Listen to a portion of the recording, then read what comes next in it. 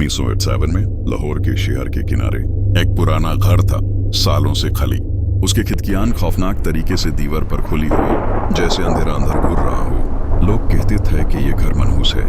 जो भी उसमें एक रात गुजरता वो कभी वैसा नहीं रहता। ये बस एक मजाक था। 3 जवान, आदिल, डैनिश और बिलाल, सब के सब 20 साल के करीब, जवानी की मस्ती में चैलेंज लिया कि एक रात इस घर में गुजारेंगे। शुरू में सब ठीक था। उन्होंने हर कमरा देखा, एक दूसरे को डरावा कर हंस रहे थे। लेकिन जैसे जैसे रात गहरी होती गई, हवा में अजीब सी गिरानी महसूस होने लगी, जैसे कोई वजन अंदर छिपा हो। आदिल, हमेशा से सबसे शरीर, ने बेसमेंट का दरवाजा देखा, पुराना, आधा टूटा हुआ। उसने डेनिश और बिलाल को बुलाया और दरवाजा खोल दिया। एक अजीब सी बदबू, जैसे गंदा गोश्त और गीली मिट्टी की, मुंह पे वार हुई। डेनिश को लगा जैसे अंधेरे में कुछ हिल रहा हो। टॉर्च की रोशनी से उन्होंने एक कोने में एक लकड़ी का बॉक्स देखा, कील से बंद। बिलाल ने क्रोबार उठाया और बॉक्स खोलने लगा। हर कील निकलते वक्त बदबू और तेज होती गई।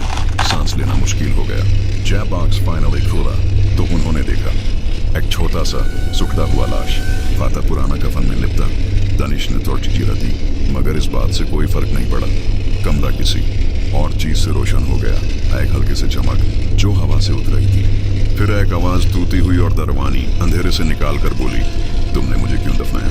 मैं अब भी यहाँ। तीनों की रगों में खून जम गया। उस लाश ने धीरे से सर उठाया, वही सर, आंखें जो सूख चुके थे अब कले आंसुओं से दपाक रही थी, मुंह खुला, चीखने को तैयार। तीनों चिल्लाते हुए भाग निकले।